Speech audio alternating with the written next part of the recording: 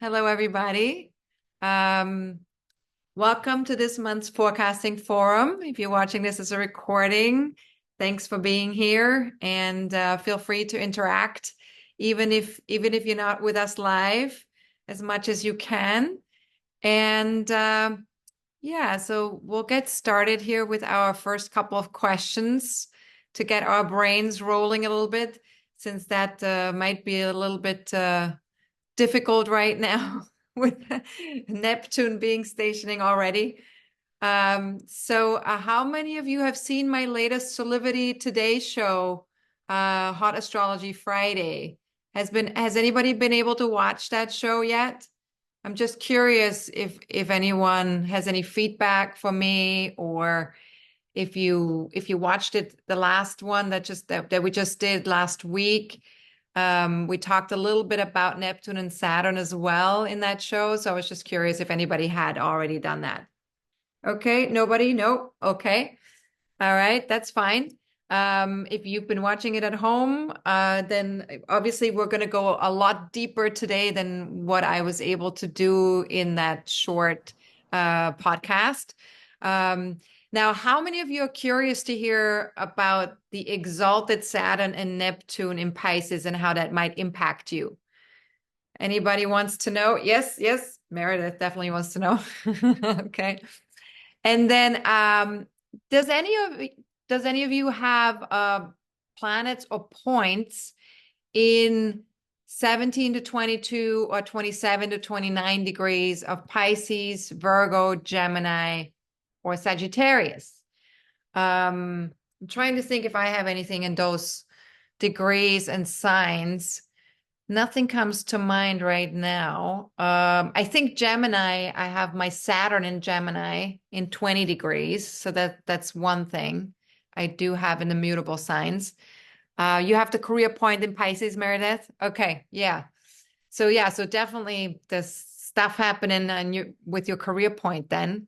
Um, and then also 0 to 2 degrees of Aries, Libra, Cancer, and Capricorn, because Neptune is at its last degree of Pisces. So even if you don't have planets and points in those mutable signs, you might have in the very early degrees of the cardinal signs, Aries, Libra, Cancer, Capricorn, those will also be impacted by the Neptune station. And then also, of course, how many of you have a sun sign, moon sign, or rising sign in Pisces or Capricorn? And, as always, if you're watching this as recording, feel free to also raise your hand while I'm asking questions or write it in your notebook, Yeah, moon in Pisces. All righty then. Yes.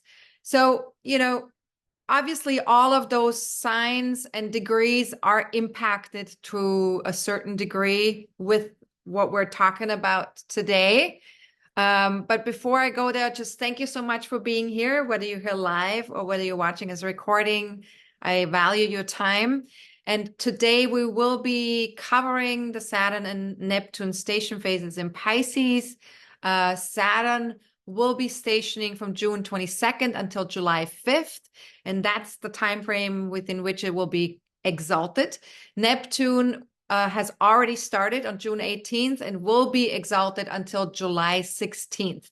So we have two planets very exalted at the same time, both in Pisces, and both of them within 10 degrees of each other. So they're even already starting to influence each other's energy. So this is quite a rare occasion that something like that takes place. So we'll go into that in a moment, but thanks so much for the wonderful questions that I've already received. And then if I have time to answer more questions at the end, of course I will do so. So we'll see how it goes. And then, yeah, please feel free to always ask questions that are related to what we're covering in the forum each month, right? Okay, so here's the overview of the planets for June. You have this as an attachment in your email, so feel free to take a look at that and maybe highlight the stuff that we're talking about. Neptune obviously has already started its station phase. preparing to go retrograde. You know, whenever a planet changes directions, it slows down, then it comes to a halt, then it starts to get slowly back up to its regular speed. But within that time frame, the slowing down and the speeding back up, that slow movement of the planet, that's what we call a station phase, right? And Saturn is doing the same, like I've already mentioned, between June 22nd and July 5th at 19.5 degrees of Pisces, Neptune at 29 and a lot, like almost at 0 degrees Aries, but still in Pisces, 29 Pisces. And then we also will feel the station phases will start to intensify, because as the planets start to move closer and closer to the point where they halt and switch directions, they go slower and slower and slower. And so that slower motion is the intensification of that exaltedness. And so Saturn's station will intensify, be much more exalted, June 25 until July 3rd. Again, at the same degree. Neptune's station will intensify and will be much more exalted from June 27th until July 6th. So you can see here, right around the same time, those two planets are quite exalted at almost exactly the same time. So this is really important to remember, that we will be dealing with not just one exaltation, but two, and in the same sign. So Saturn will come to a halt on June 29th and will start its retrograde phase at that point, that will last until November 15th. And then if we look at July, we can see that Neptune comes to a halt on July 2nd, starting its retrograde phase, and will be retrograde until December 7th. So retrograde phases, of course, are always there for us to go move within and to connect to that energy from more from an internal place, so we can see how are we connected to that energy, and what needs to shift so that we're in better alignment with what's going on in the outside world, with our inside, and vice versa. So it gives us a chance to really reflect, on where there's still some work to be done for us, that we need to recognize or become more fully aware. Now, there are a couple of other dates here that I have highlighted. This is when the station phase ends. This is when Neptune's station phase ends. But other than that, you can see some of these purple arrows here. And the reason why I highlighted those was because this is the stuff that's going to happen in July that we're going to be talking about in our next forecasting forum. So you can see there's a lot happening with Chiron also becoming exalted on July 14th. Then Mercury entering its pre-shadow phase on July 17th. And so our forecasting forum will be on the 19th. So these two things will already start to happen before we have our forum. So just remember, with the pre-shadow phase of Mercury, you always want to be aware of what happens during that pre-shadow phase, because that's the kind of stuff that we have to repeat or look. We have to look to see what we have to recommunicate or redo or revisit during the retrograde phase. So pay attention from July 17th on, what happens, what goes on. Make little notes in your calendar. This is a conversation I had here, or this is something that I learned, or something I read, or something I engaged with. This is a new person I met. These kinds of things can be really important then during the retrograde phase. All right. I just wanted to mention that real briefly, and we will talk about that in more detail in our next forecasting forum on July 19th. Now, let's talk about Saturn. So I made this beautiful graphic here for you guys, so you can see all the keywords for Saturn, the good, the bad, and the ugly. Now, I just want you guys to take a look at this real quick. And then you can take a screenshot of this picture. And if you like, you can also, write it down in your journal if you like, or notebook. Is there anything that you can see on that board that is missing? Like, is there any Saturn trait that you would say, I have not listed or that I've forgotten? Because it happens to the best of us, right? Like, especially with a Neptune station, that we don't always think of everything. So Debbie or Meredith, if you see anything, if you at home watching this as a recording, if you see that something's missing, feel free to email me, let me know what other Saturn traits you can think of.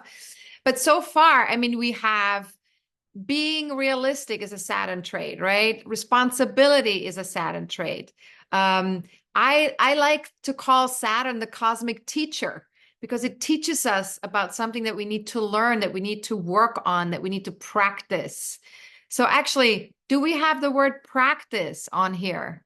I don't think we do. So actually, let me add that. That's a good one.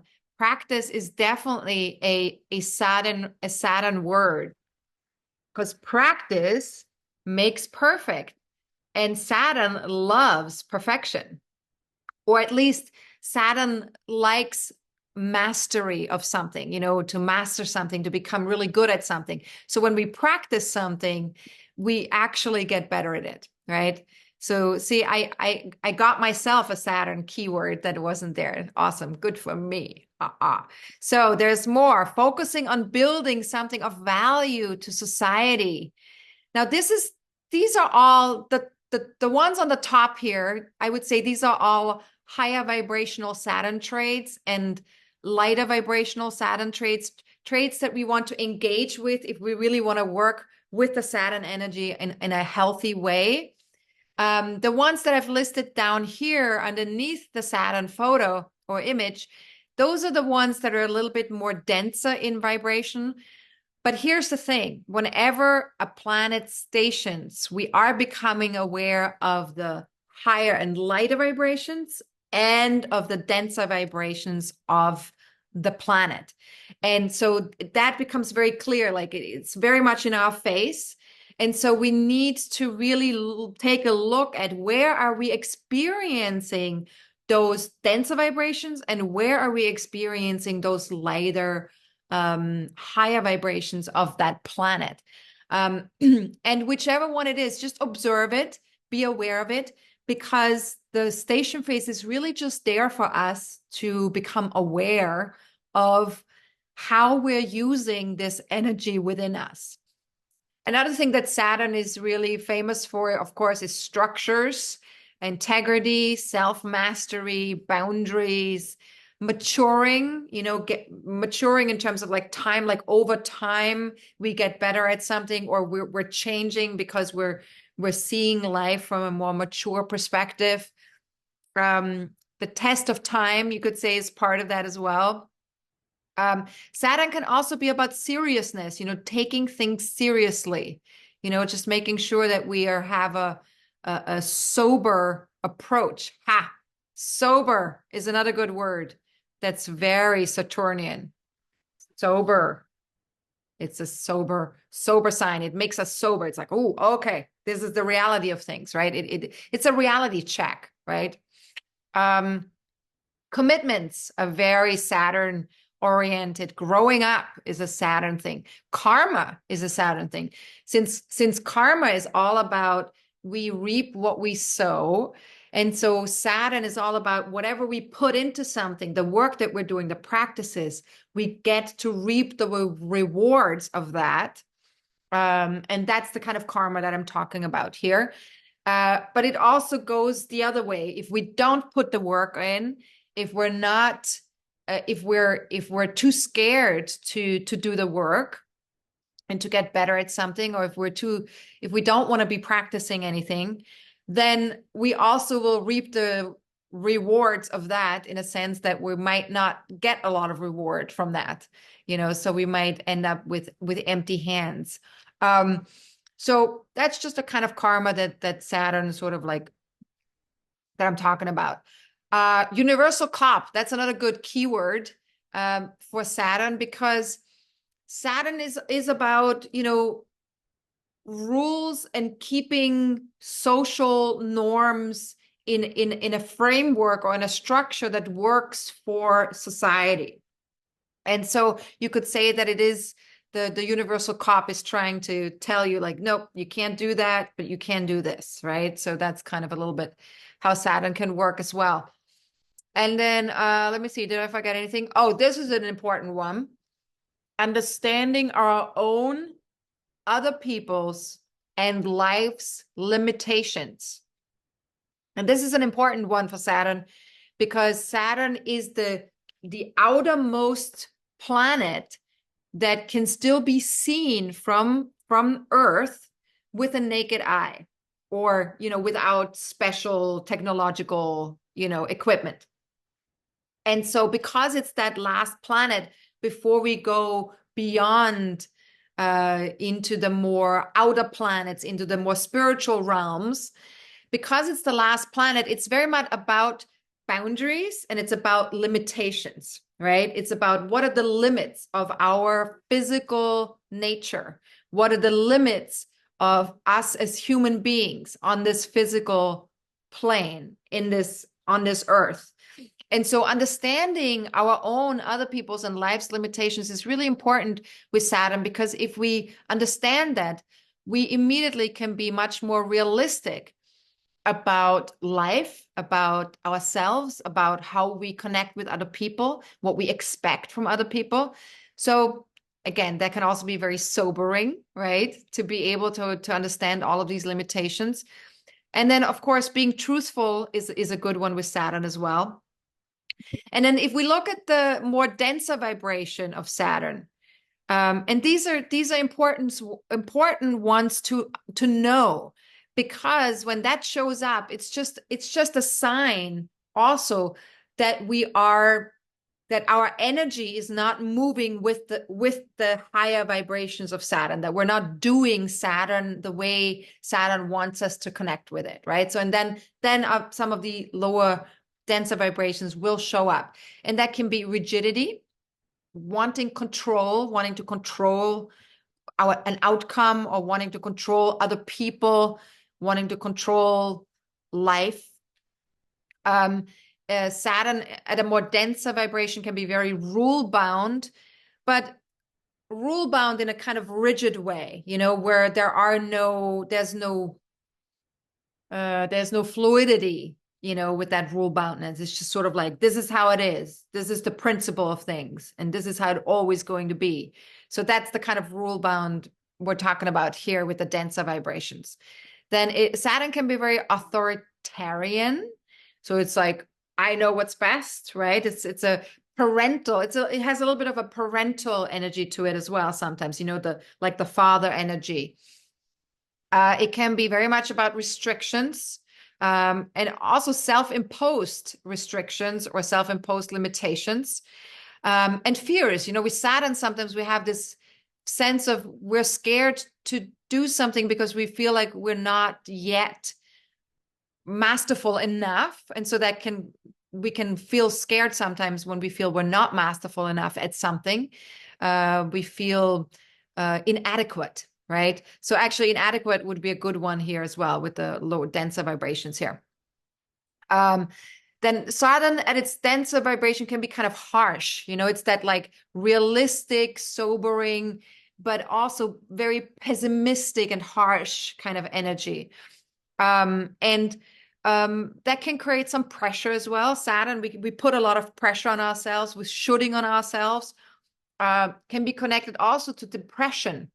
Because when you feel like you cannot handle life, the way life is, the way life currently shows up for you, you can get depressed, right?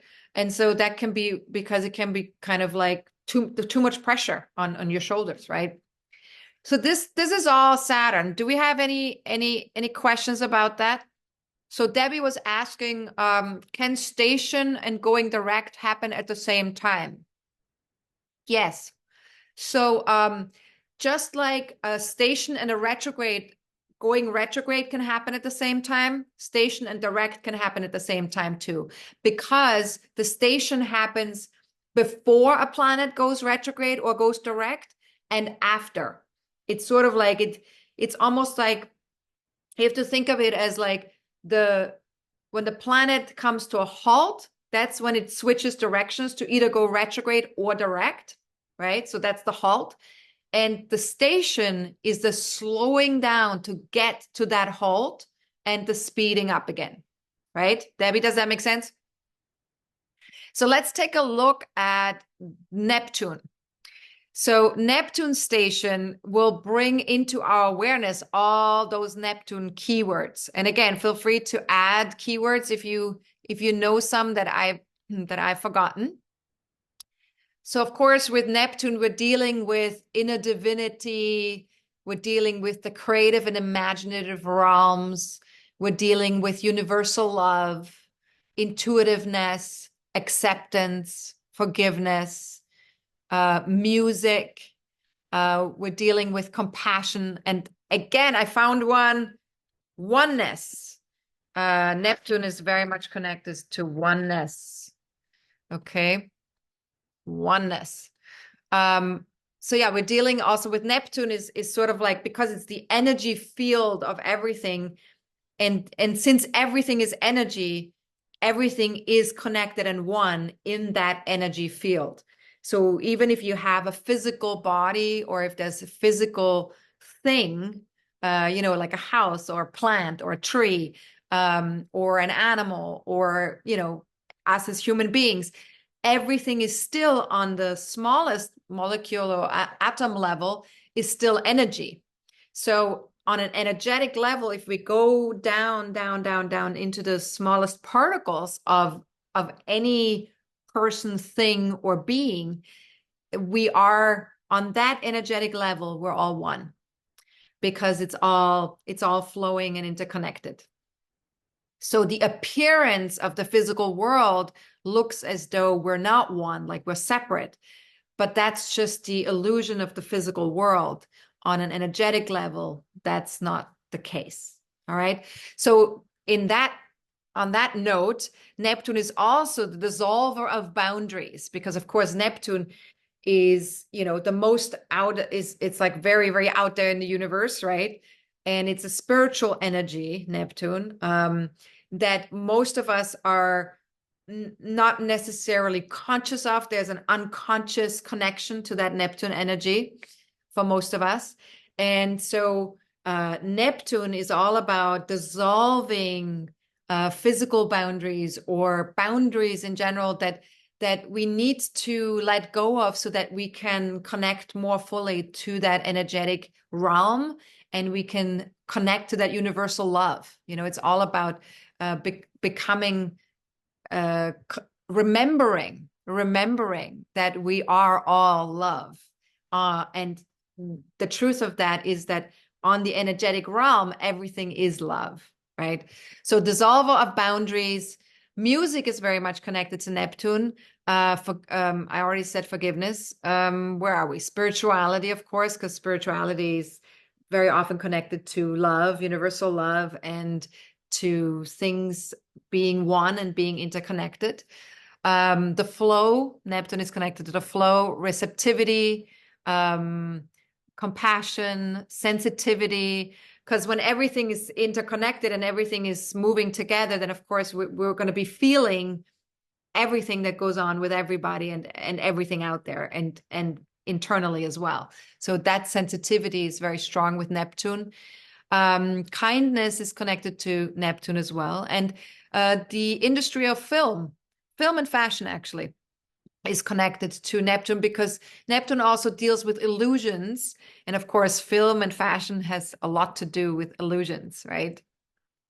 So let's take a look at the more denser vibration of Neptune, of course, because that's something that will pop up as well within the next couple of weeks. So Neptune is all about escapism, addictions, and particularly addictions that support us in escaping life, escaping ourselves, escaping reality, escaping the physical realm. Another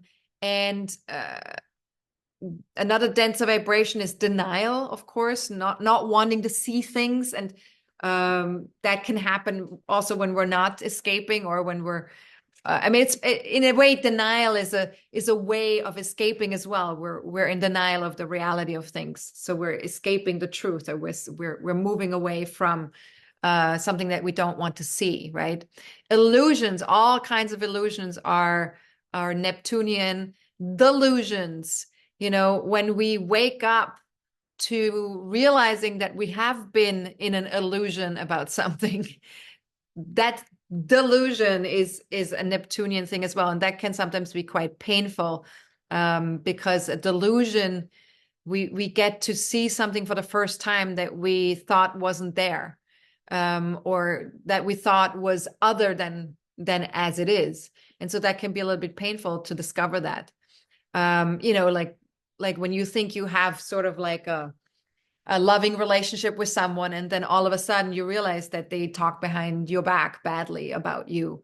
That would be a delusion of some sort, because you're like, oh, like I had this illusion that they liked me, and I'm just realizing, oh, that's not the case. So that could be an example.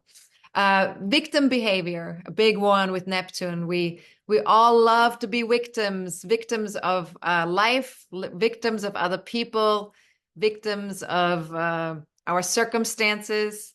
And so when that shows up right now, this sense of like, oh my God, why me? Or why is it so hard? You know, these are kind of like victim behavior signatures. Then just focus on some of the higher vibrational energies of Neptune. That can be really helpful. You know, when we're experiencing this denser vibrations, you know, see if you can move into these higher vibrations. Focus on acceptance, focus on forgiveness, focus on, you know, intuitiveness, focus on music, you know, focus on receptivity. You know, that's the best way to get out of these denser vibrational energies. And also confusion, you know, when we're not able to go with the flow, when we're not able to be kind to ourselves, you know, we might all of a sudden feel really confused or really overwhelmed with life. And so again, when you're feeling any of this stuff, you know, or if you're feeling anxious for some reason, you don't even know what the anxiousness is about. It's just sort of like this weird anxious feeling inside of you. Look to see, what can you do? Can you maybe connect more to a spiritual practice in your life? Can you do something that supports intuitiveness, you know, or supports kindness, or just maybe do some kind of guided meditations at home, you know, or go into nature and connect with nature and really feel that oneness that you're experiencing between you and nature. You know, these can all be things that can be extremely helpful with the denser vibrations of Neptune, right? And Debbie was thinking of when someone is trying to confuse you. Okay. When someone's trying to confuse you. Well, so when someone's trying to confuse you, that's a kind of subjective way of looking at it, right? Because how do you know that that's their intention, that they're actually trying to confuse you? Maybe you are getting confused by something that someone else is saying, but maybe their intention is not necessarily to confuse you, right? So that's a little bit subjective. So I would say that falls a little bit under victim behavior, okay? Because when we make the assumption that another person is trying to do something to us, that makes us the victim, right? So rather than going into this sense of like, this person is trying to confuse me, just go into, you know, how can I have greater understanding or compassion with myself, or for maybe not understanding, or for being confused, or also with this person for not being able to communicate things in a way that I can understand them, right? So going into these higher vibrations can be really helpful when we're experiencing some of these more denser vibrations, right? So let's go to Pisces, since all of this is taking place in Pisces. Now, Pisces is a water sign. And all water signs have to do with emotions, with feelings, with sensing, with tuning into water is a connectivity energy where we're connecting with something. And Pisces is the connector to the energetic realm. It's the connector to oneness, to everything around us, right? Now, Pisces is also very receptive and it's mutable. So it has the ability to transmute and to sort of like move. There's movement with Pisces, right? Now, the planetary ruler of Pisces is Neptune. So here's what's interesting, of course, because Neptune rules Pisces and is currently in Pisces. All of these keywords that you see here with Neptune, to some degree, we can say that they also apply to Pisces, right? Not all of them, but some of them. And Pisces also rules the natural 12th house. So the 12th house has a Pisces flair to it. So you could say Neptune, Pisces, and the 12th house, they all have a similar flair to it. They're different, but similar. So that's the area of life of our spirituality and of letting go of things, right? Where we're letting go of certain traits, or where we're tapping into sort of like a more universal understanding of things in the 12th house, right? Now, what I also have written down here is imagination, of course. Pisces is very creative. It's about imagination, compassion, charitability, sensitivity, intuitiveness, introspectiveness. Again, music, art, spirituality. Those are similar things to the Neptune energy, right? Now, if we go to the astrology chart of the station phase, I just wanted to show you very briefly what that looks like. So both of these planets, you can see here, they're very close together within 10 degrees. They're both stationing and obviously both exalted. And I chose the chart for June 25th because that's when Saturn's station intensifies and Neptune becomes more intensified 2 days later. So you can see here already, it's like at that point, they're very strong. And then here I just wrote down again when they're going retrograde. So if you want to take a screenshot of that, so you have that. Now, they're not making a ton of aspects to the rest of the chart at that time. However, of course, some of these planets here in Cancer, they will be moving pretty fast. So Mercury, for example, is going to make a trine to Saturn. Venus will make a trine to Saturn as well, eventually, during the station phase. And then Neptune, of course, because it's so close to 0 degrees of Aries, it's making a sextile to Pluto. So that's an opportunity here to be more kind, to be more compassionate with ourselves when it comes to what we're experiencing out there in the world, with politics, with networks, with groups of people, with like-minded people, and where we're possibly feeling a little bit out of control as well, where we're feeling we don't quite have influence over what's going on. So Neptune is giving us the opportunity to sort of like tune in, get centered within ourselves, and to make sure that we're compassionate and kind with ourselves and with what goes on out there in the world, and to trust life, that all is unfolding exactly as it needs to be, right? So that's that sextile.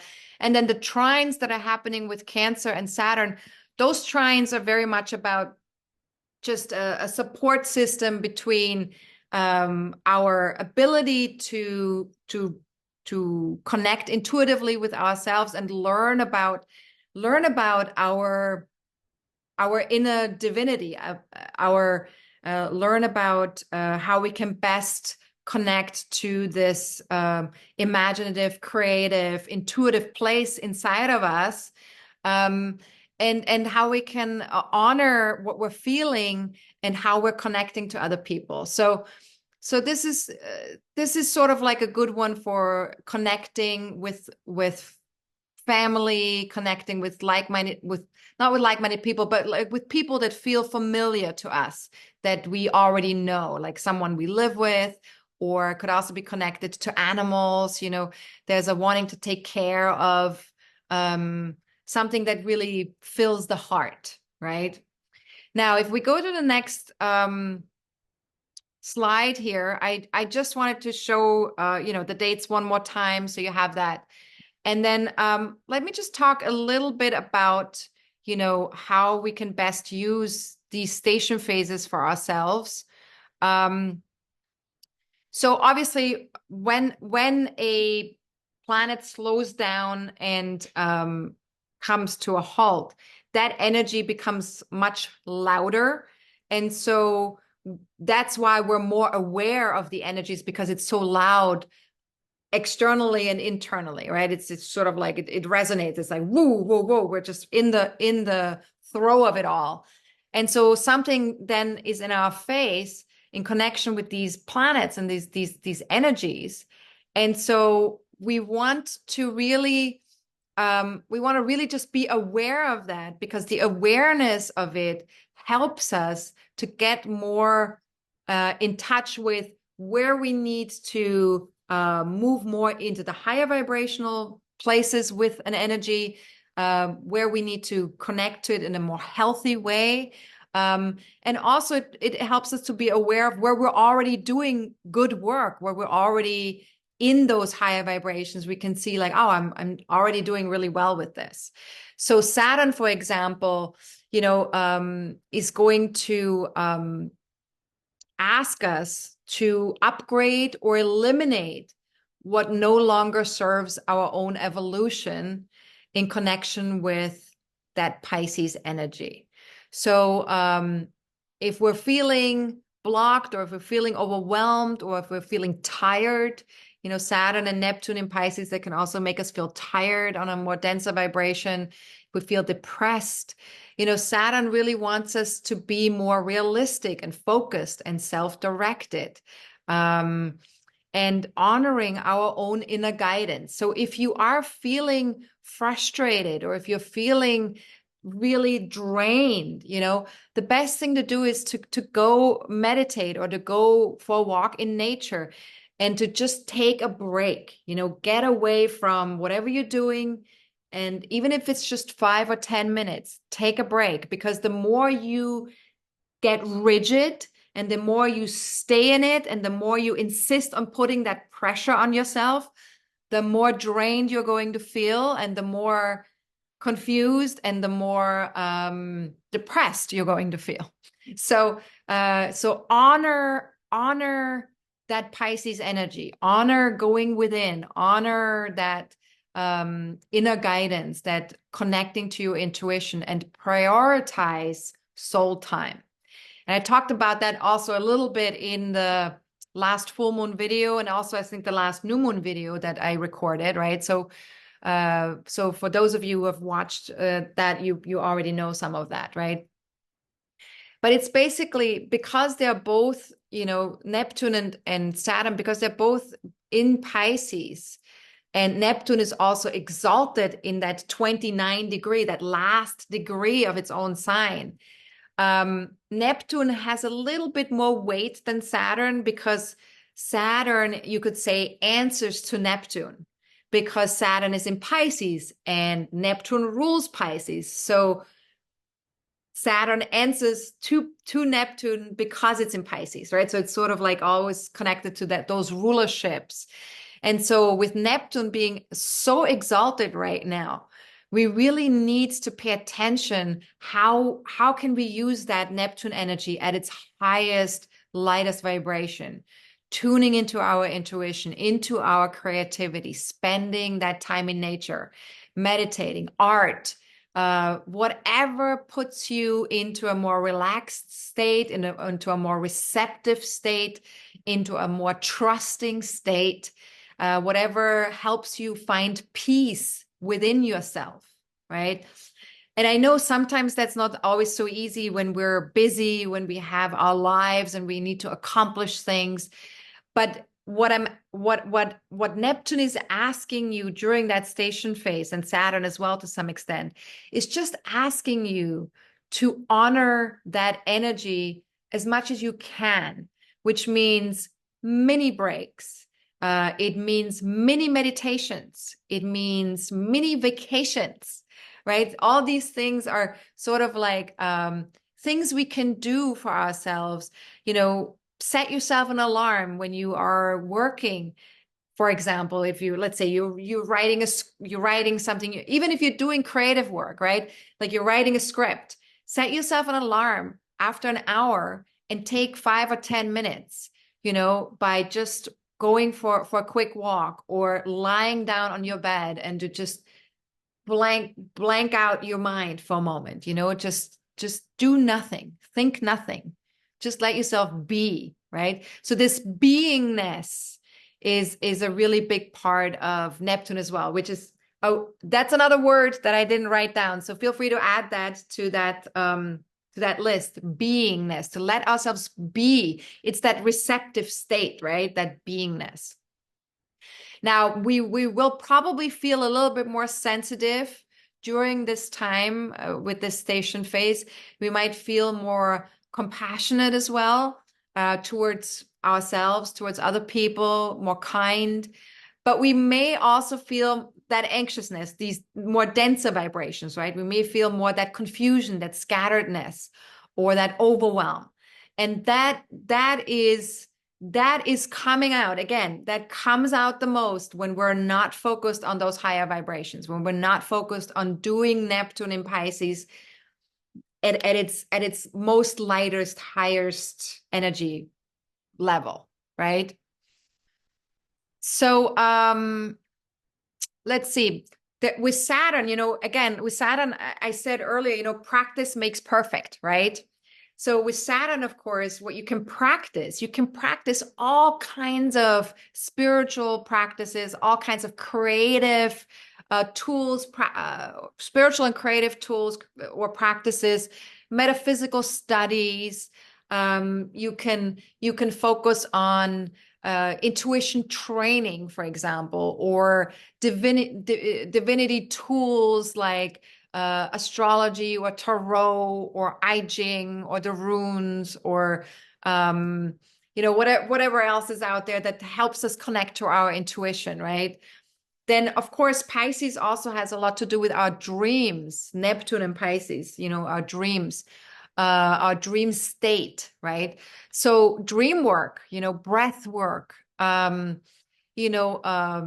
anything that brings us into an energetic realm, like sound therapy, hypnotherapy. We can even connect to our past lives during this time, or dancing, music, art, whatever kind of brings out these more creative spiritual practices in us.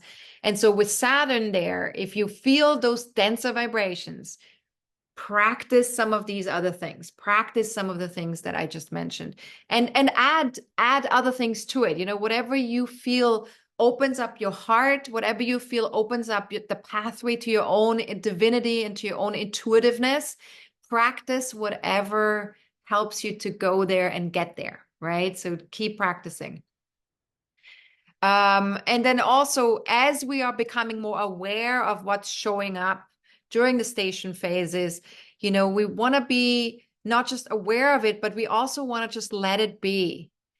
Try not to fix it, change it, or manage whatever is coming up during the station phase. So basically until July 16th, right? Because we're during the station phase, it's not the best time to do anything with it. It's just about awareness. It's just about going like, oh, okay, interesting. All right, that sounds interesting. And then during the retrograde phase, that's when we get to do the work, right? That's when so basically, once the retrograde phase starts, you can start to, maybe not right after, but soon after the retrograde starts, you can start to sort of like tune into it a little bit, because that's when the energy starts to speed up again, right? but the very latest by July 16th. Yeah. So let's see. What else do I want to say about Saturn? Do we have any questions so far about what I'm sharing currently? I mean, one of the things, of course, that you can practice or just become more aware of as well is this sense of like, how well am I doing with self-compassion and kindness with myself? Because oftentimes when it comes to Pisces or Neptune, we tend to apply this stuff with other people. But what we don't do very often is apply it to ourselves. And if that's the case for you, if you're good with being compassionate with other people, but you're not so good with being compassionate with yourself, then that might be something to look at, right? Because the retrograde phase, of course, wants you to sort of like find that balance between inner and outer, right? Whatever you're doing in the outer world, you want to also apply for yourself in the inner world, and vice versa. What you're already doing for yourself on the inner world, you also want to apply it to the outer world. So that's what the retrograde phases are there for, so that we can learn how to do that. Now, Saturn is also about our shoulds. So basically, if you are a Saturnian person, then very often we have a lot of pressure on ourselves because we have a lot of shoulds. Like, I should be here already and I'm not yet. Or I should be doing this, but I'm not feeling well. I should be communicating that, but I don't have time right now. Right? So there's these shoulds that we very often show up in our world if we have a strong Saturn in our chart. And the shoulds are basically, they are handed down to us from our upbringing, from our childhood, from our social conditioning. It's usually something that a parent would have said to you, a father or a mother would have said, oh, you should clean your room, or you should do this in that manner, or you should be there already. What are you doing? So these are very parental voices that we have still working internally often. And so one of the things that we can also do with the Saturn station is become aware of these shoulds. And then during the retrograde phase, to see if we can, how can we work with this in a different way? Rather than shooting on ourselves, can we make powerful choices? Because when we make a powerful choice, we're just saying, I'm choosing this. When we're shooting on ourselves, it's like pressure. It's like somebody else is telling us that we should be doing something. So it's not very empowering to shoot on yourself, right? So to just sort of like see, can I move more into being committed to making choices for myself rather than shooting on myself? And of course, if we have certain social conditionings, then we may have a hard time right now to rest or take breaks or meditate or go for a walk in nature. Because if the conditioning was, you have to finish something before you can get up and get a break and get resting time, then you might not be inclined to take a break or get rest in between, right? If you have a social conditioning that says, you have to do something perfectly before you deserve a break or before you deserve a vacation, then of course, then we won't give that to ourselves. So we have to also kind of gauge, like, what's that conditioning, that social conditioning that we have. And social conditioning is not only from our childhood, from our parents, but it also is from whatever country we were born into, whatever state we were born into, or city. People have different social conditionings that live in different areas of the world, right? I mean, what's okay in one part of America may not be okay in India, or in Europe, in a country in Europe, in Italy, or in the northern countries. So, and vice versa, right? So we have certain structures, social structures in place that also depend on where we received social conditioning. So that's another thing to look at, to go, is this my social conditioning, or is this who I am? Is this truly me? Because in Pisces, of course, we want to undo certain boundaries, right? We want to undo certain social conditioning that doesn't serve us anymore. Okay. And then let me see if there's anything else I want to say. I think that pretty much covers it, right? Do you guys feel like you got enough? You got enough information? I would say let's move on to our personal charts so we can see a little bit, and feel free to use some of these coaching questions from, the new moon videos, the full moon videos, from here, the coaching questions that I have here. Feel free to work with these coaching questions during the station phases. That can be very powerful as well, right? All right, so let's look at our own charts. Are you guys ready? Do you have your own chart ready to look at? Now these are both my charts. They're both the same, just different astrology programs. So I just wanted to show that so you can see that different programs just look slightly different, but they're still the same. Okay, so let's take a look at the natal placement of Saturn in our birth chart. So if you have your birth chart in front of you, look for this symbol, the Saturn symbol, and look to see where does that land in your birth chart. What house is it connected to? What sign is it in, right? And then if you're more advanced or more of an advanced student, you can also look to see what, actually, for all of us, we can also look to see where is Capricorn in our natal chart, because Saturn rules Capricorn, right? So that house placement can also will be impacted by whatever Saturn is doing natally and what it's doing by transit. Now, if you're a little bit more advanced, you can also look at the aspects that Saturn is making in your birth chart, because that will give you an additional information about how you personally are moving with that Saturn energy.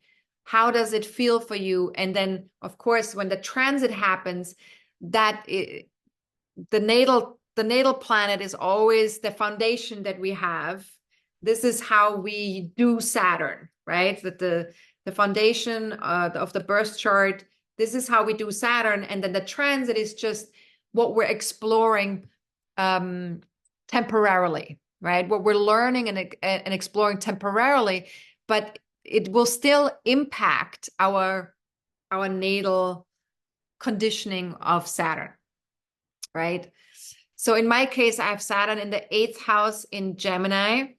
So for me, Saturn is very much about learning and getting really good at intimate relationships with other people and communication, to make sure that I communicate in a way that's responsible and where I take responsibility, and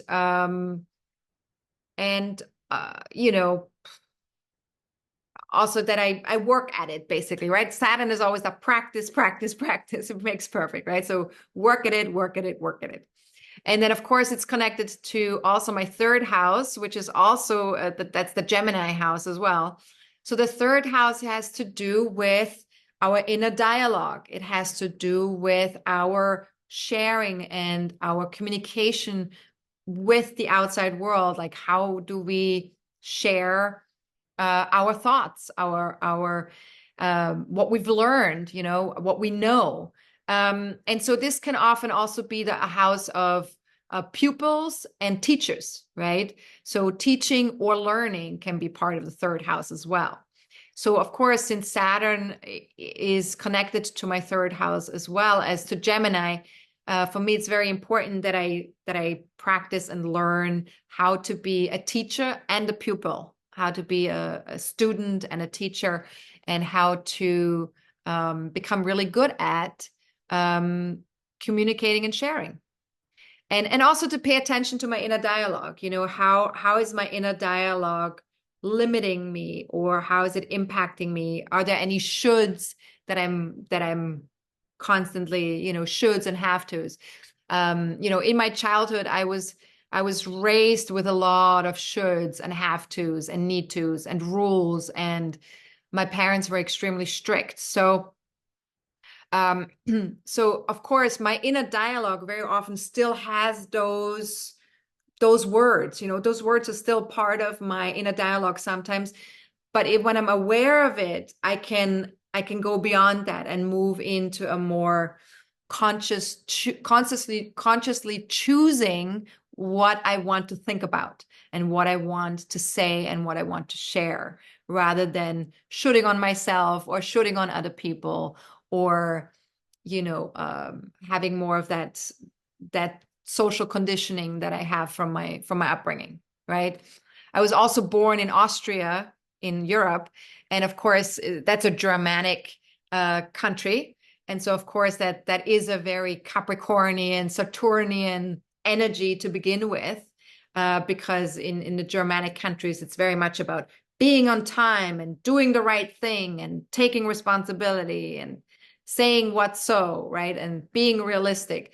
So that's not just my upbringing through my parents, but also through my social conditioning, right? So you can see how that's connected there, right? All right, now let's take a look at Neptune in the birth chart. So look to see where this symbol shows up in your birth chart, what house it rules, and then look to see where Pisces shows up, because Pisces is ruled by Neptune, and what house that's connected to, right? And always make sure that the house is always the one that's to the right of where Pisces shows up on the cusp. So if Pisces is on the cusp here, then it's the house that is to the right, not to the left, right? So it's this one here. All right, and then also we can look at aspects if we're more advanced. The aspects that Neptune is making to the rest of the planets here. In my case, Saturn and Neptune both make a lot of aspects in my natal chart. Good ones and harmonious ones and challenging ones. So for me, it's always a little bit of a mixed bag, when there's a Saturn or Neptune transit in my chart that impacts me, because some of it can be nice and some of it can be a little bit challenging, where I have to stretch myself and really grow and learn something new about myself. So in my case with Neptune, of course, being squaring my Mars and opposing my Venus, there's this illusion is not a stranger to me.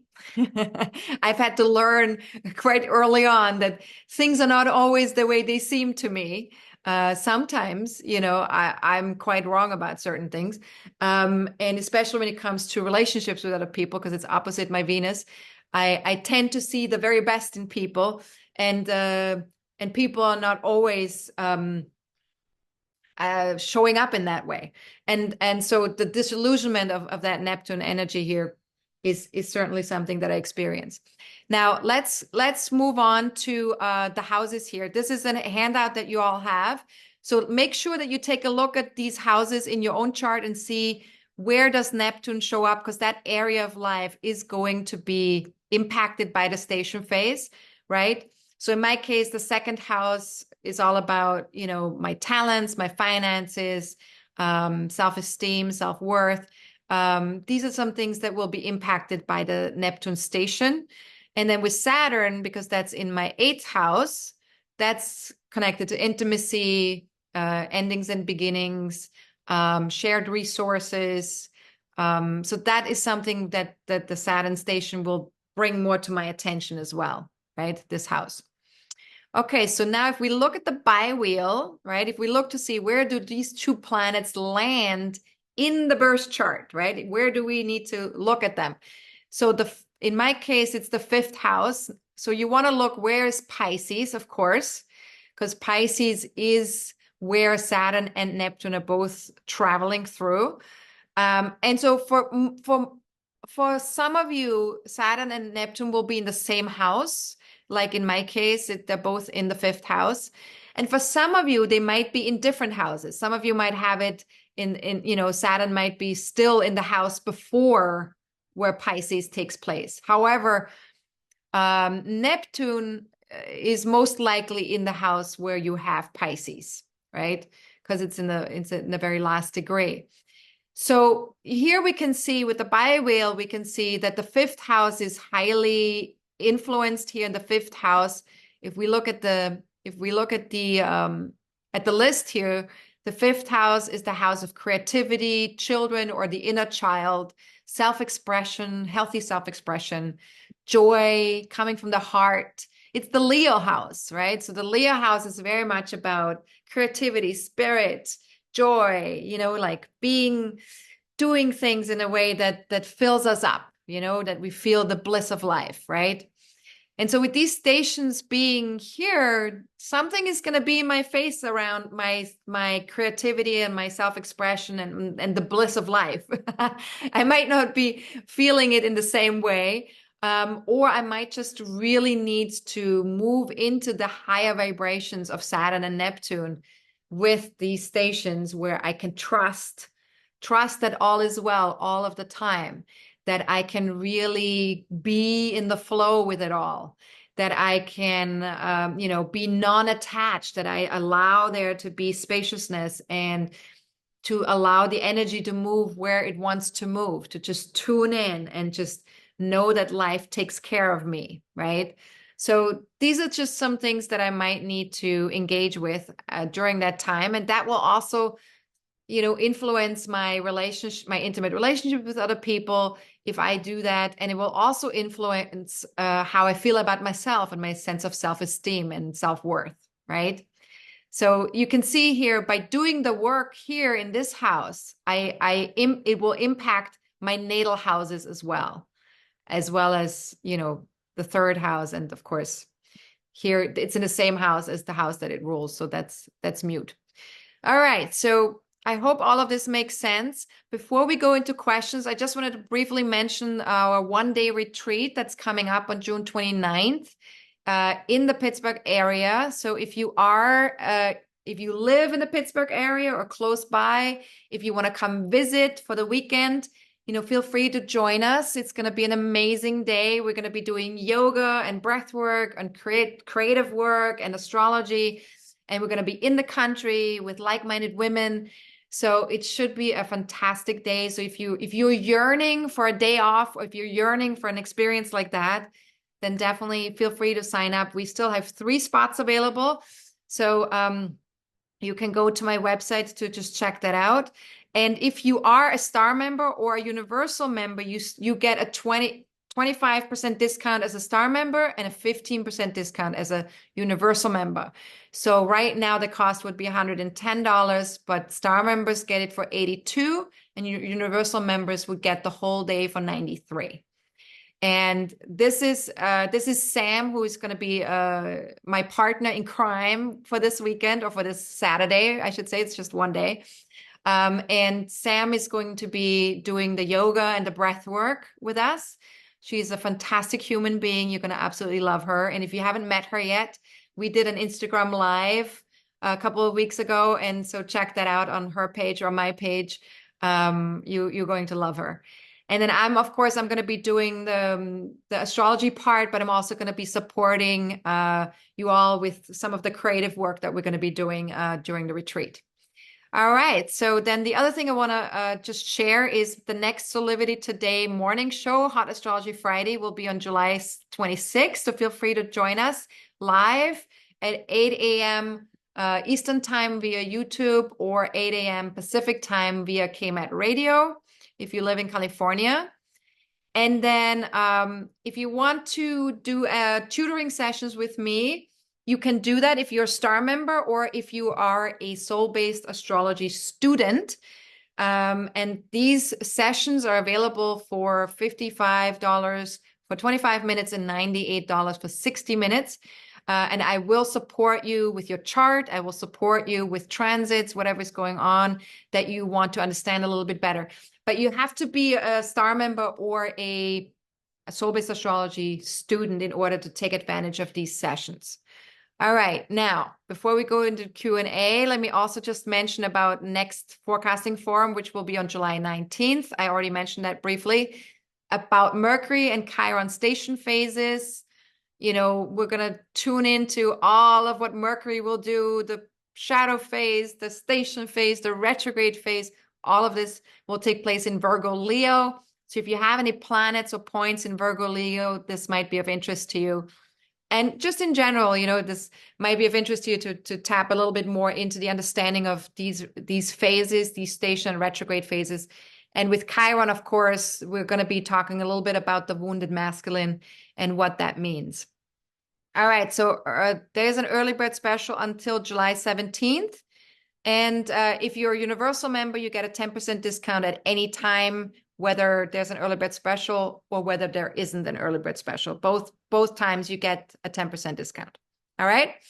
All right. So if you want to ask questions in advance, feel free to go to your membership portal where you click on Forecasting Forum and then just click on Submit Your Question here, or you can also email me.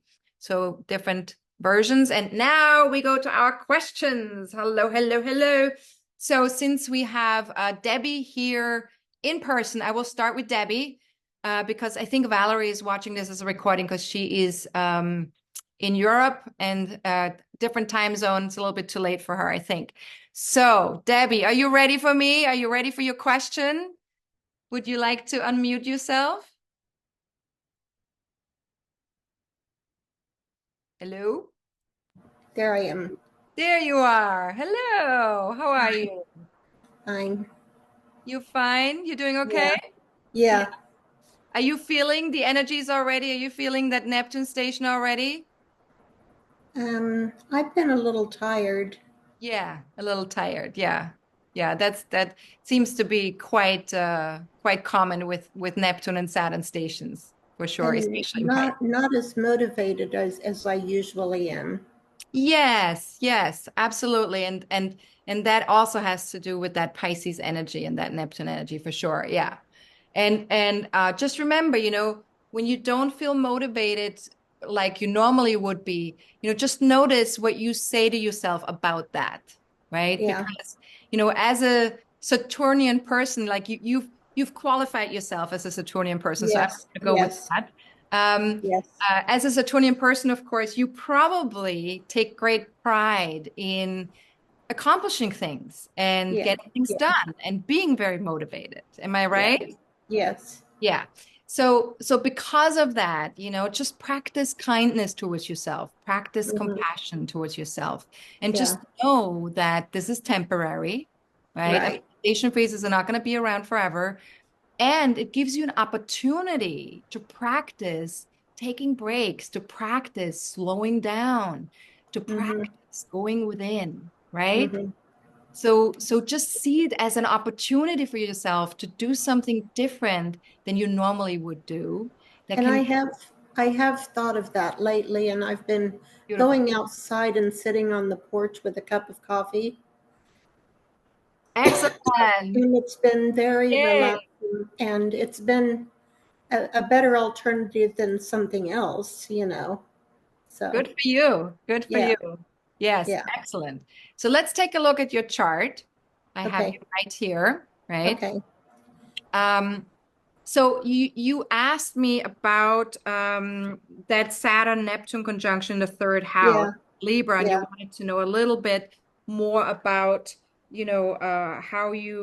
what that looks like for you in terms of thought processes and also in your relationships with other people. right, right.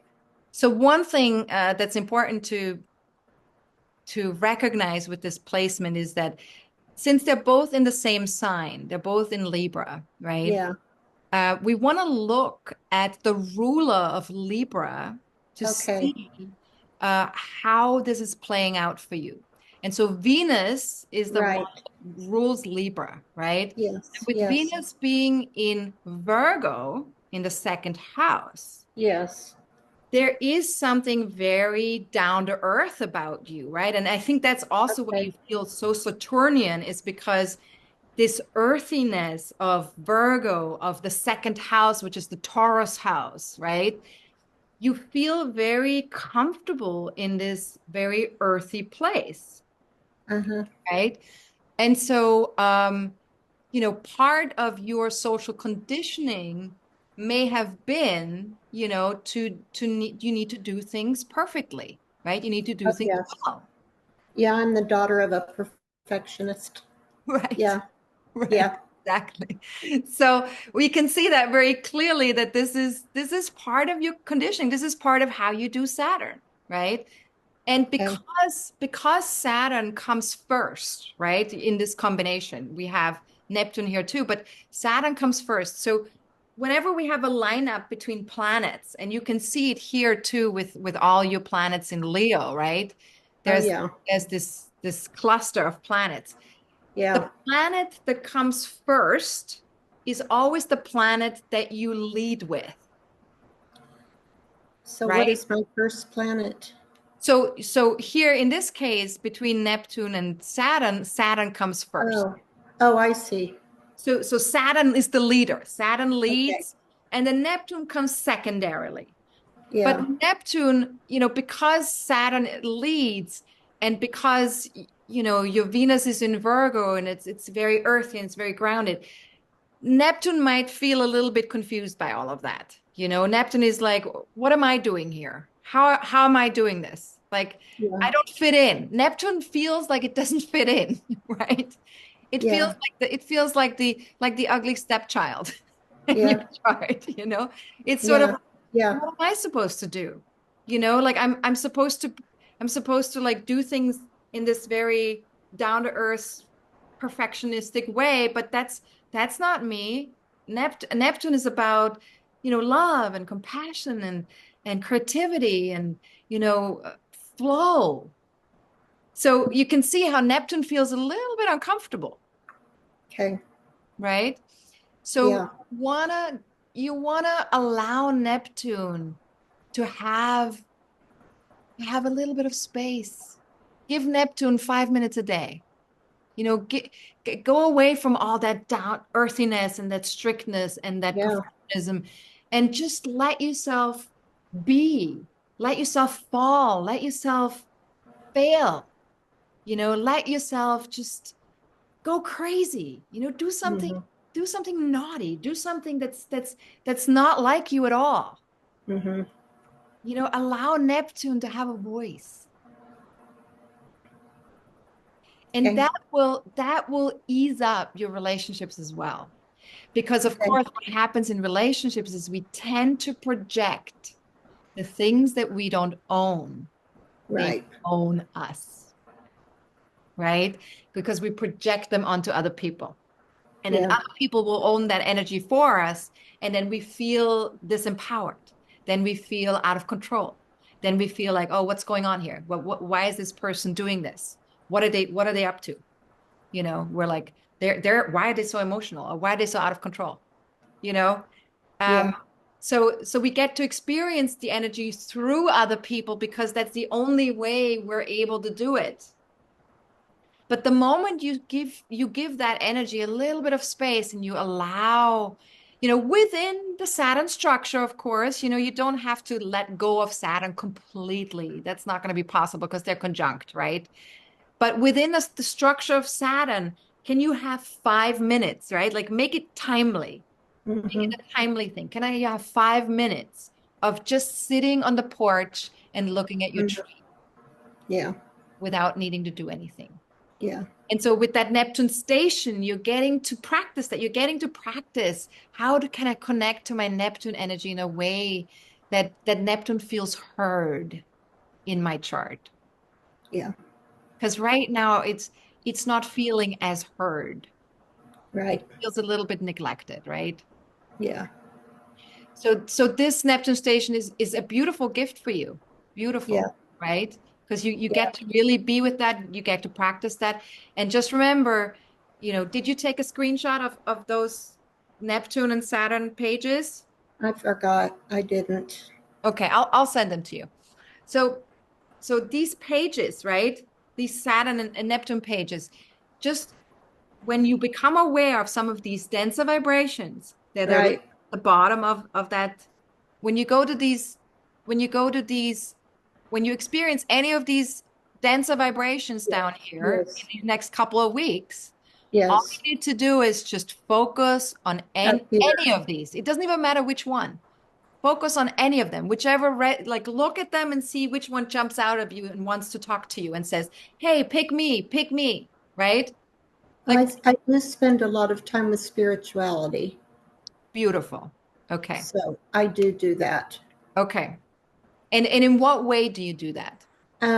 Well, I'm very involved at church, and I'm like the recording secretary. I take the minutes at meetings, and type them up. And I read my Bible every day and think about what I'm reading and write and journal. And yeah, so Okay, I yeah. do that. So you do your spirituality with Saturn, right? Yes, Because there yes, is a structure that's yes, connected to that. And there's a tradition, right? Saturn also often has to do with traditions. So, the Bible is very traditional in the sense of like, right, neat right, prepped, right? So that's how you do your spirituality. So yeah, as long as you're not rigid about it, right? right. As long as you're really allowing yourself to flow with it, right? Like be in the flow Yeah, with that. And if that's something you're already doing, maybe pick another one. Pick one that you're not doing yet. right. What was the other question? Oh, about relationships and thought processes, right? So yeah, Yeah. so In Libra, I was thinking relationships. absolutely, yeah. So that's where the projection part comes in, that you tend to Yeah, project onto other people what you're not comfortable with yourself. yeah, So if you are experiencing any kind of confusion of some sort yeah, in your communication with other people, yeah, then just see what's intuitively, like tune into yourself in that moment and go, is there a message for me? Right? Is there a message for me in connection with what's happening right now? Do I need to slow down, for example? Right? Is there a needing to slow down? Or because you have Venus connected to this, of course, is there a desire for it to be perfect? Do I need things to be perfect? So what also happens with Virgo sometimes, right? With Virgo is sort of the counterpart of Pisces, right? So everything that we talk about yeah, Pisces, Virgo is sort of like the opposite of that, right? yeah, So it's the mental energies, the clarity, it's the perfectionism, it's the needing to know, needing to understand, and so when we're too much in the Virgo energy, we tend to experience the lower vibrations of the Pisces energy okay, because it requires a balance, right? We require that balance between Pisces and Virgo. So because these stations are happening in Pisces opposite your Venus, pretty much. I mean, it's not exactly opposite because Saturn is in 19 and a half degrees, but in terms of the sign, right? It's the opposite sign. mm-hmm. You could say that these station phases give you also the opportunity to balance out that Virgo energy a little bit, Okay, right? Because the Virgo always wants to know everything and needs to know everything and needs to know what the next step is and is very sort of like there can be a bit of an anxiety around not knowing. yeah, Have you that's me. experienced that before? Yeah, all Yeah. the time. And Pisces is about trusting yourself, Right. trusting life, right? So when we trust life and when we trust ourselves, we don't have to know everything all the time. It's Yeah, not important. So yeah, finding that balance, right? Finding that balance between Pisces and Virgo, that will yeah. help, I that will don't help like a that lot. feeling. I don't like that lack of clarity about things. Right. Yeah, Yes. So when lack of clarity happens, just know that, you know, uh, there's there's maybe a need to control. Oh, that may be. I'm not Right? sure. Just check for it. Just check for it if that's there. Maybe it is, right? Wanting to control how things are lined up and go. Okay. Okay. So just play with it. You don't have to be perfect at this. You don't have to do it. You don't have to do it perfectly by tomorrow. This is really just practice, practice, practice, right? You do what you can. You be as compassionate and kind with yourself as you can. And that's going to be a huge support to exploring some of this in a more holistic way, in a way that serves you. Okay. Yeah. I Just don't think remember, a I lot of don't this think is, it's control. I think it's just clarity a thing with me. Yeah. I yeah, just like to know what's going on, or I don't know. yeah, Know but what? see, but when you like to know what's going on, that means that you're afraid if you don't know that things are not going to be okay. Yeah, yeah, because So, it so gives me security to know what's tomorrow and what's the next day. And yes, yeah, yes, yeah, yes. It gives you a sense of safety, but it's connected to fear, right? It's connected to yeah, being yeah, anxious and afraid. yeah, So what you want to do always with when there is fear showing up, and we all have fear. I have yeah, fear too. I'm not exempt from it. Nobody's exempt from these yeah. feelings, right? So it's not a judgment on my part. But I'm just saying when that does show up, it is really important that you acknowledge it and that you're aware of that there is fear there and that you self-soothe in that moment, that you give Hmm. yourself an opportunity to self-soothe because the fear itself is not going to help you feel more secure. Right. What will help you feel more secure is opening up your heart, trusting, Hmm. self-soothing, being there for yourself when fear shows Hmm. up. That will help you, right? And again, that's a process. All of it, that's a process. So just play with it, experiment with it, do the Yeah. best you can, but don't, you know, baby steps. Take baby steps, right? Right. All right. I hope this was helpful. Now, I Yeah. would like to still answer Valerie's question Yeah. before we get to the end of our webinar. Valerie, let me just mute you real quick.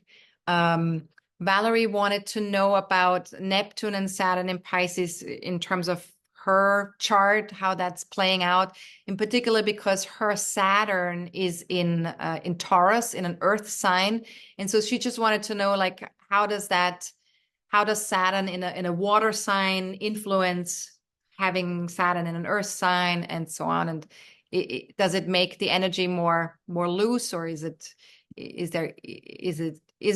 good or is it bad? In other words, I think she wanted to know. So let's take a look, right? So Valerie, since you're watching this as a recording, I'm just gonna talk a little bit about what I see in your chart. So obviously, Saturn in your natal chart is in 29 degrees of Taurus in the 11th house.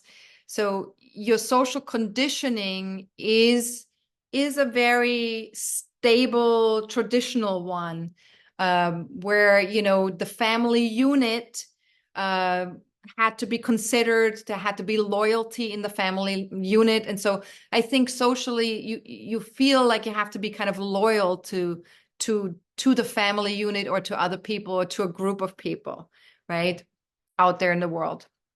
And um, Capricorn is in your sixth house. So this is connected to your health and well-being. So with that, Saturn, sometimes maybe a little bit fixed and rigid, when it comes to your day-to-day, when it comes to your health and well-being, there might be some rigidity there. But there's also a commitment. There's a commitment to doing things well, to getting better, to becoming an expert or a master at health and wellness, and also becoming a master at how you connect with your family or with your your extended family, how you connect with like-minded people or groups of people, and how you can set better boundaries. So for you, Valerie, boundaries, healthy boundaries, very important within that area of your life and within this area of your life. Now, Neptune is in your 5th house, so that's connected to romance and self-expression, inner child, joy, connection, joyful connection with other people.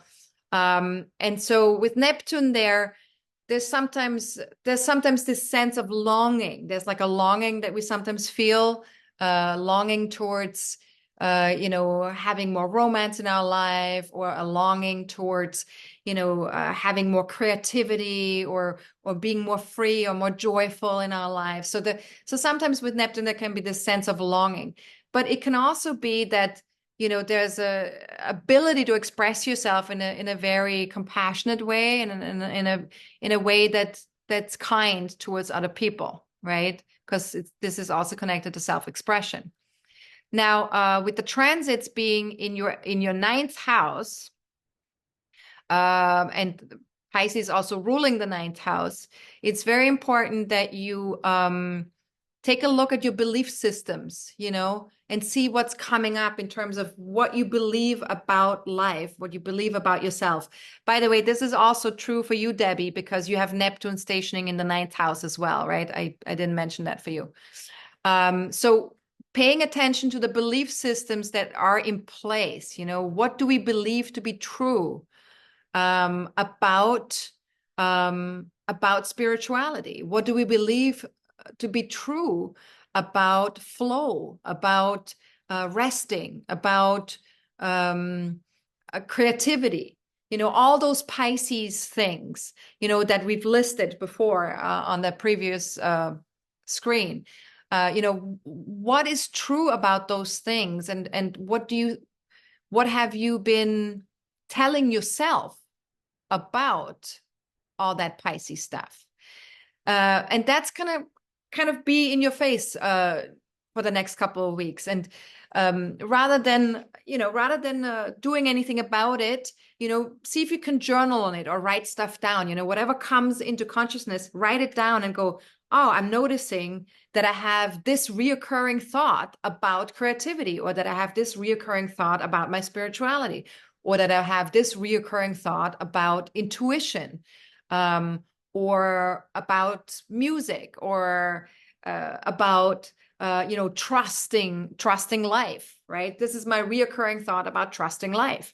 So basically, whatever comes up in your awareness, in your consciousness, that's the kind of stuff that you want to jot down, so that you get a chance during the retrograde phase to work with that, right? When the planets are retrograde. Now, as far as your question goes, in terms of Saturn in an earth sign and Saturn in a water sign, obviously Saturn feels more comfortable in an earth sign than Saturn feels in a water sign, especially Pisces.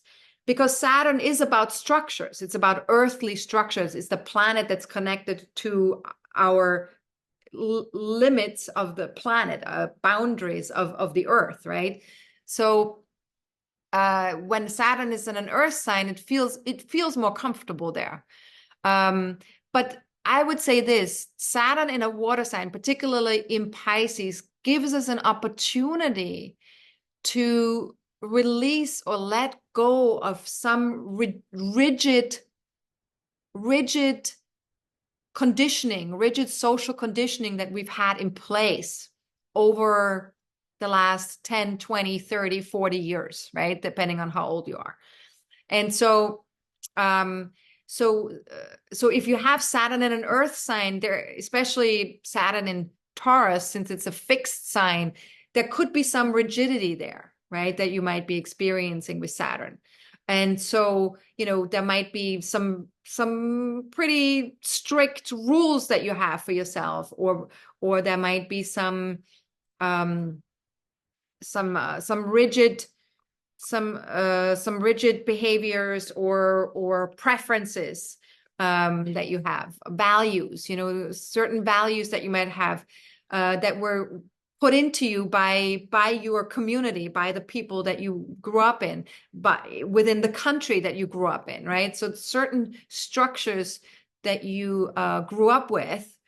And Saturn in Pisces gives the opportunity to loosen those structures, to loosen those rules, to loosen those some of these rigid commitments that we have, or boundaries that we have with life or with ourselves, or shoulds, you know, those rigid shoulds that we have, that I talked about earlier, right? Where we're shoulding on ourselves.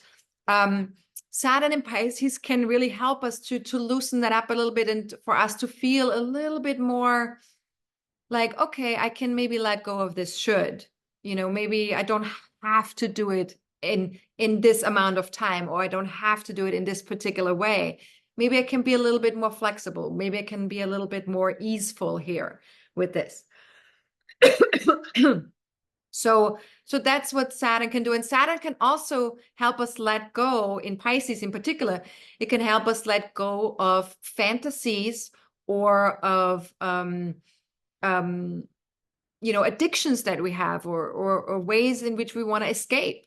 So Saturn can say, I need to upgrade my life. You know, I need to upgrade how I do Pisces.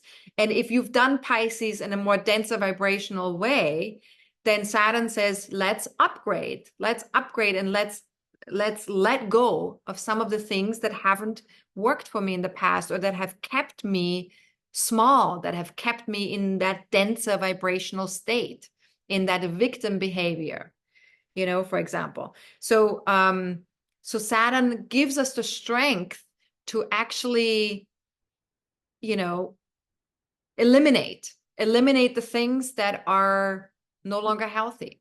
So another thing that you can do with Saturn and Pisces, for example, if you have like a sugar addiction, or if you have a alcohol preference, you know, like you really love drinking often and with people, you know, not that there's anything wrong with that. However, you know, if it is impacting your joy of life and your ability to connect to your intuition, and your ability to trust yourself and to be connected with yourself, to your own divinity, then it's time to maybe eliminate or slow it down a bit, you know, get rid of half of it at least. Like I've been eliminating sugar from my life as much as possible.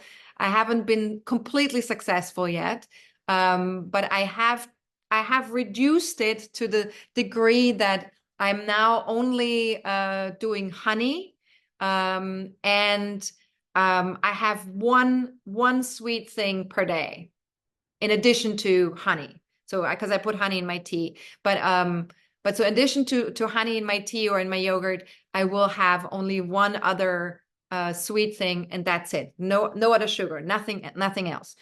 So, and it's hard. It's hard to do that. I love sweets. I love sugar. So, but these are some things that we're learning to, because it doesn't serve the body, right? So you know that there's something about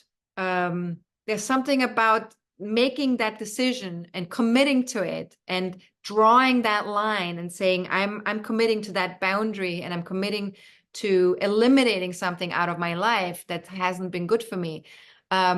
You feel the better for it. And as you practice that, and as you keep doing it, you will reap the rewards of that, because Saturn will always give us the rewards, right? So in your chart, Valerie, you know, whatever you need to eliminate is definitely connected to your belief system.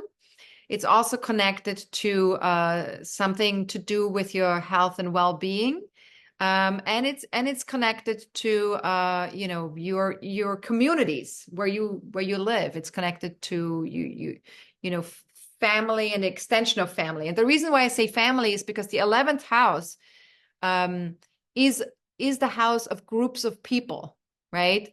And when we're children, when we're young, the first group of people that you know is your family unit.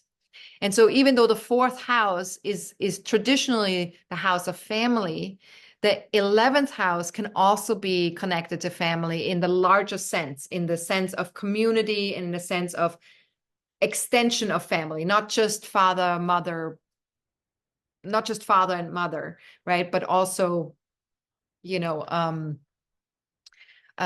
cousins and aunties and, you know, could even be neighbors and people that live in your proximity, where you live in your own community, right? So okay, I hope this was helpful, Valerie. If I left anything out, feel free to talk to me in our next session. And yeah, so thank you so much for watching today. I appreciate all of you. And next forecasting forum will be on July 19th, as mentioned earlier. And if you have any questions, feedback, if you're watching this as a recording and you need anything, please email me. And if I can't answer it via email, then I will just ask you to either book a reading or do a one-on-one tutoring session with me, depending on what level of membership you have. All right. So have a good one. I hope everyone's doing okay. And, feel free to listen to this again, during the station, as the station phase gets stronger and stronger, because it might be helpful to go back to the recording and to just see, how can I work with that energy in a way that that really serves me, right? Meredith said, another great webinar, Sonja, always as a highlight of the month. Oh, thanks, Meredith. That's awesome. I appreciate that. I wish I could make it to the retreat, but with all these cats and the driving, yeah, I understand. Don't worry. I know you're in Canada. It's not super close. It's like a good 7-hour drive probably from where you are. Or I don't even know exactly where you are, but it's far. It's a long drive. So I totally get it. Don't worry about it.